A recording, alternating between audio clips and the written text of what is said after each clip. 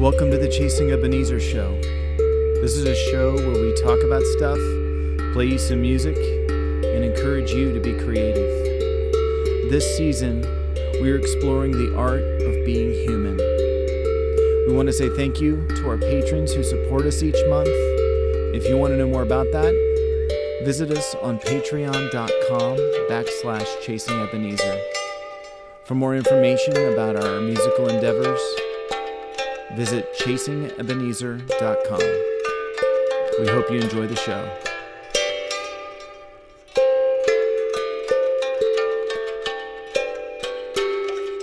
Well, hi everyone who's watching or listening out there, and this is another episode of The Art of Being Human on the Chasing Ebenezer show this year. And I'm Heidi, this is Benjamin.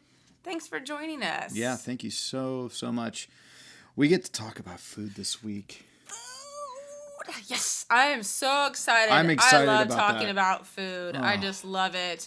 Okay, can I tell a quick story before Tell we as many go stories in as order? you want. Absolutely. Okay, so one time, quite a few years ago, I was staying up at my parents' house when they lived up in Shelton, and I was in bed watching the Food Network.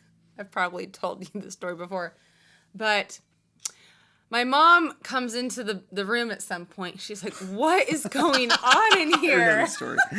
Like, "What do you mean?" She's like, "I hear all these noises like."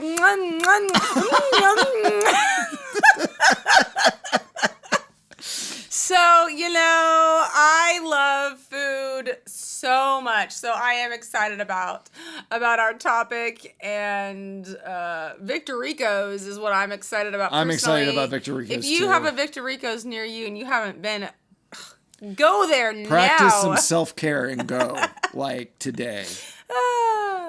Yeah, Is that what you're excited about too? Is Victor Rico's? I'm excited about Victor Rico's. I'm excited. I get to go to the gym after we're done filming. With everything opening back up, we got to join a gym. We're doing it. We're Getting back into getting things. back in I was it. doing really good before everything got shut down.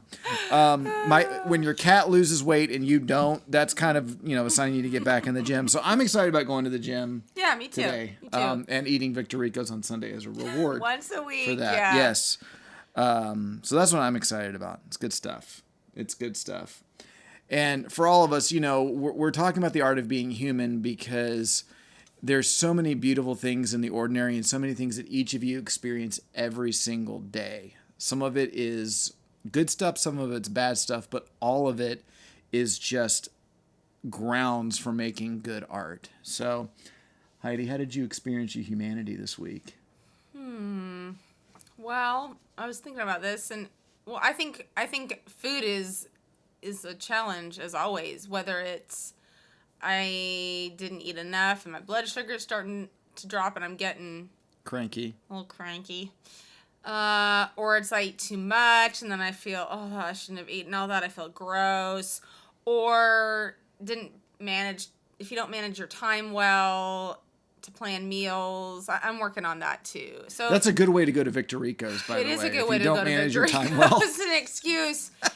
And so, and we were on the road quite a bit. Yeah. And so it's hard when you're on the road to eat healthy. And so I'm just aware of it. And so at the beginning of the week, kind of trying to plan ahead so that you're also not spending as much money so that then you can go to the gym and your budget doesn't get crushed. That's so true. I'm just aware of it. Food is for many of us, it's always a source of, it's a challenge, which is so strange. In other countries, often people are starving, or even in this own country, there's some people who are starving. So it's just this bizarre state of the world where some of us struggle with too much, some of us don't have enough, and that's just a very human struggle. Yeah.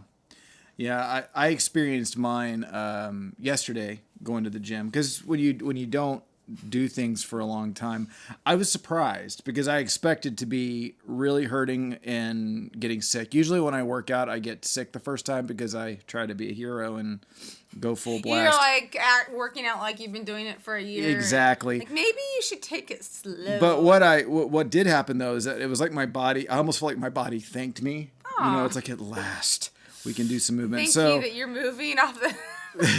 that your exercise is not getting from the couch, going to get more coffee or something from the fridge.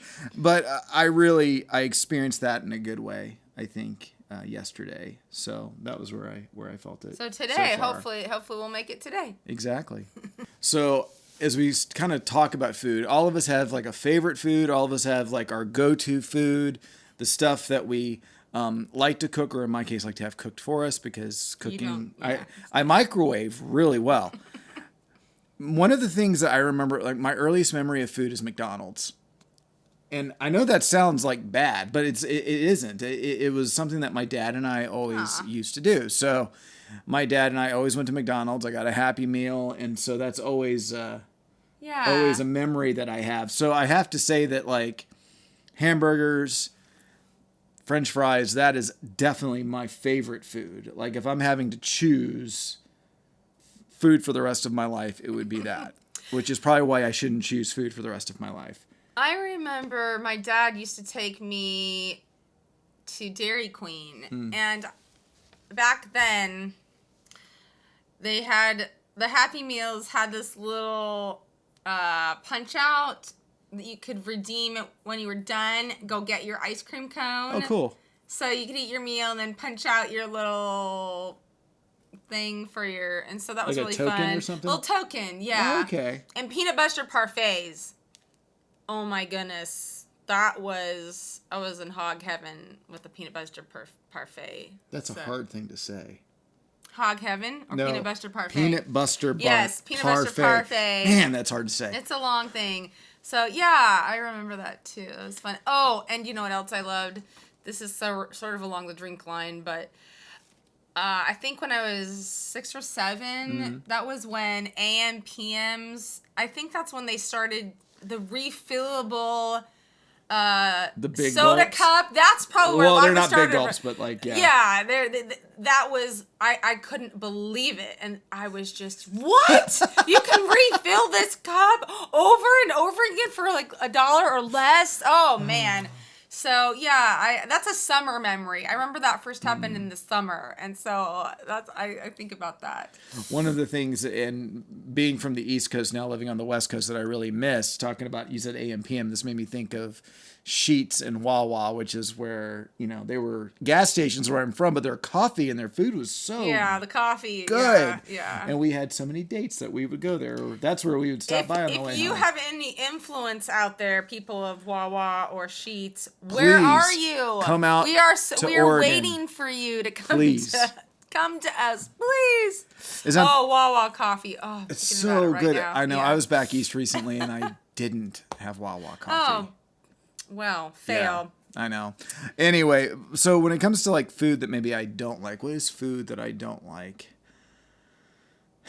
Vegetables. Fruit. I like fruit. Like? I don't like celery. I think if I had to pick a food that is the bane either. of my existence, celery. I don't like celery. Don't put it in stuff. Don't put it near me. Putting peanut butter on it, no. It doesn't work. It's just gross. I feel like I'm chewing on a piece of like long barky wood. I feel like I'm eating poison. So, I don't like, and I don't tend to gravitate, unless I'm feeling motivated, I don't tend to gravitate towards, we talked about this last week, towards food that's good for me. Oh. Usually I like food that makes me feel good emotionally. For a few minutes. Brief second while I'm eating it. Yeah. And then makes me hate myself afterward. Yeah. What about you? What do you dislike? Well, first I wanted to mention how much I love bento, like sushi. Ooh, bento's good. Like seaweed rolls. So yeah. I could eat, I could just never stop. It's like popcorn to me. I'm with you on that. What don't I like? I don't like cucumbers. They feel so slimy in the middle. I don't like the taste. It has the promise of being fruit. And because the texture of it reminds you of like cantaloupe or something else, okay, but I can see that. Doesn't have any of the sweetness in it at all. Yeah, but in general, I like most foods. But yeah, when you're tired, or when you're just in a bad place, it's so easy to. I've jokingly to told eat people that bad you can food. tell how I'm doing mental health wise by what I'm eating. But it's not. It's true. It's very true. You can often like these are the foods that I go to. So if I'm eating this, there's a good chance that I'm like I'm not in a doing good well. place. That's a good tell. I never think that, oh, I'm in a really bad place. I'm going to go eat a carrot. That's not my response. I'm like, point me in the direction of the nearest drive-through, and then I eat it by myself. Oh, you eat alone. Yes. When you're feeling, Oh, yeah. so, well, and especially if I'm eating like food that, You know that I'll be like, why are you eating that? So when I got my second vaccine, which I'm really grateful to be vaccinated, they have that 15-minute wait to make sure that you're not having a reaction to it. And I bought Wendy's, and I ate Wendy's in my car by myself with the, while While you were waiting. Yeah. Yeah. I don't tend to enjoy eating that kind of food around people. I mean, there is some kind of celebration in food too. We tend to, well, it's interesting. We tend to eat bad food often when we're celebrating and when we're feeling crappy. Isn't that like the sign of addiction? I don't know. Probably. Yeah. Who knows? But it's true. I think our food has our emotions have they give voice to what we want to eat. Yeah. Yeah. Oh, yes. Which I think is true. What we eat is a reflection of how we're feeling on the inside. Yep. Yeah. Yep. Very deep thoughts. So one of the things that I really do appreciate about food, I mean, food tells us about our mental health. It gives us pleasure. Food is an art. Like cooking is an art, and Baking for sure. It tells us so much about art and creativity in general. Who are some of your favorite cooks? I didn't plan to ask you this, but I thought I'd ask you. Yeah, I mean, I could watch almost any baking show, cooking show in the world, like so many of you. I mean, the British Bake Off, Master Chef. I mean, it's just amazing the things that people can create with food. That I watched Rachel Ray for years when we first got married, and she was so inspiring to me. And our cats like Rachel Ray. They eat her food. Oh yes, they do. They do. Shout out to Rachel Ray. Good job. Thank you, Rachel, they love your food. So yeah, I used to have I would almost say a cookbook addiction. Wouldn't you say for a while? Yes. I would just like anywhere I go, cookbook. So, I just love looking at the pictures, and I just think it's a great art that so many of you are so good at sharing with others. Mm-hmm. It's just a beautiful way to create and show love. So, Cookie Man, if you want to make some cookies, he does not want an oatmeal raisin though. He will We've feel talked betrayed. about this, but yeah, it's just it feels like false advertising unless you tell me it's an oatmeal cookie. So I have two favorite cooks that I'm gonna name, and none of them are on TV. My dad is one of my favorite cooks. My dad loves to cook.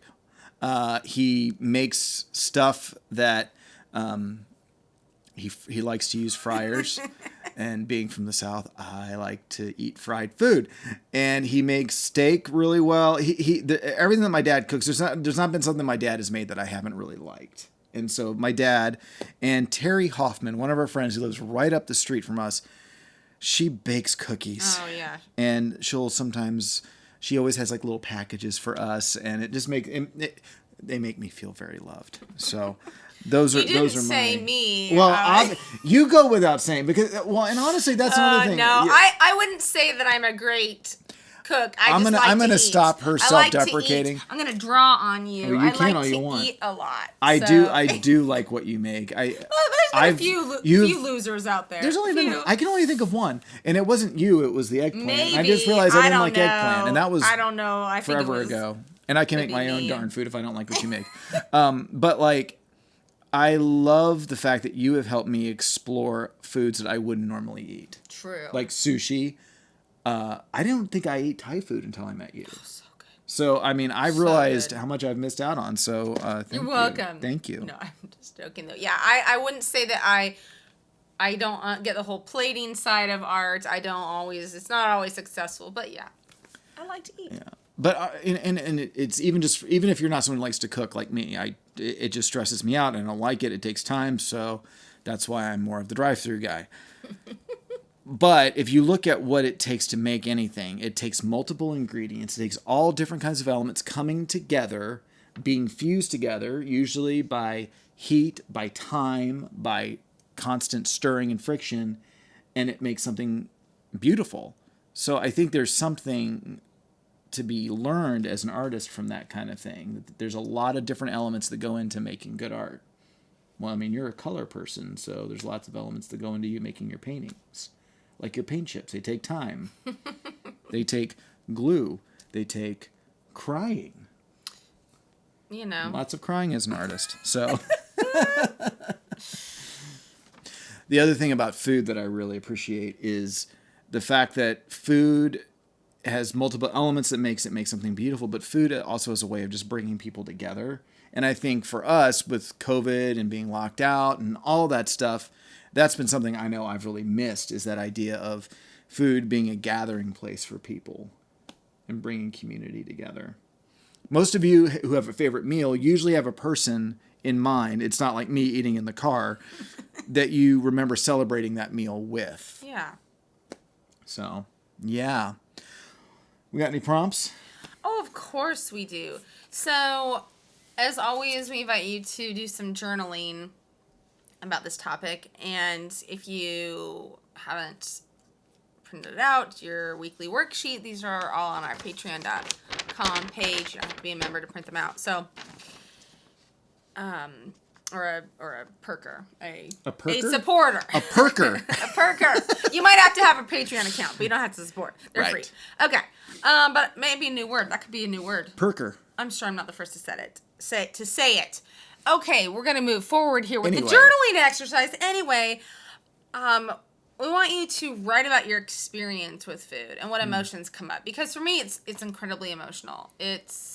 There's always since childhood been this fear of being fat, of needing to diet, and it can be a real difficult area for a lot of us. So this might be the time to just journal about what your family of origin, how they interacted with food, and just to kind of look at that. Are there any hang-ups that are bringing pain to your life that you can kind of work through, and what would you like to change, or how would you like to view food differently?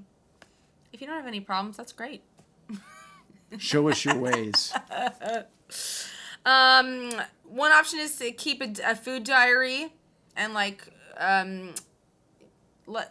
about your feelings about the food, and because like you were saying earlier, our what we eat tends to reflect how we're feeling on the inside. Yep. So. Yeah. Now that clearly the world's open, maybe you can make someone your favorite meal. Maybe invite them over, or go out to eat and share that with someone. How about trying rice and beans for a whole day or a week? I know people have done this before. Yep. During Lent. A lot of people in the world, that's what they survive on. And so if you're someone who has a fluent food, I don't know if that makes sense grammatically, but if you're not someone who struggles with poverty, maybe it would be a good experience for you to limit yourself and then explore what that experience is like for you. Yeah, because that will help you identify with how other cultures and other Right. people from different statuses economically relate to food. Mm-hmm. Yeah. Did you have another thought? No, I thought that was a great thought. I was just interjecting. Oh, good. Thank you. And then the last one I was thinking about, I didn't even remember writing this. Do you ever do that? You write something and you look back, who wrote this? Oh, apparently I did. I was thinking about the Eucharist. Yeah. Which, if you're not familiar with that, it is the communion, the bread and the juice or the wine that a lot of Christians take in remembrance of Jesus, of his death on the cross, and his invitation to life with him. And it's just it's an act of remembrance. And so it's just so interesting. Those are the images that he used to describe the breaking of bread, the flowing of the cup, which represents his body and his blood.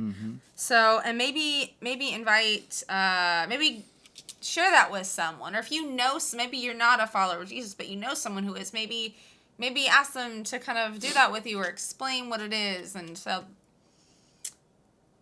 that's all my prompts. Oh, those are good prompts. And you have a lot of options to try this Many week. options. Or come up with your own food options. So the song we're going to do is a song I wrote a long time ago about the Eucharist, about the body and blood of Jesus. And so we're going to play that for you.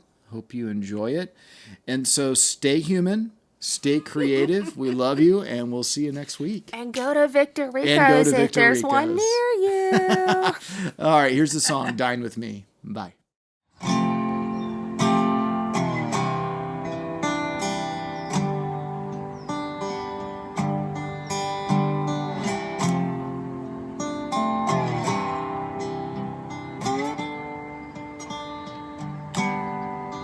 Break this bread and pass it down. Feast my love. This is my body, broken for all. For the poor and searching orphans, for rich religious kings. There's no rank and there's no status here. Grace is what you need. Break this bread and dine with me. Dine with me. For your heart can be made clean. Eat my flesh, drink my blood. Dine with me. Dine with me.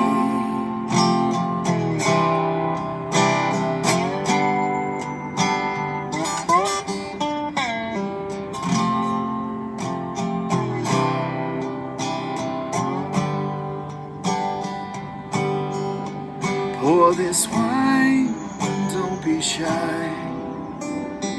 Drink it deep. I plan to keep my promise. My blood can set you free. Let it flow from head to toe. Let it wash the inside out. Let it cleanse you from your guilt and shame. Soothe your every doubt. Pour this wine. Dine with me. Dine with me. For your hearts can be made clean. Eat my flesh, drink my blood. Dine with me. Dine with me.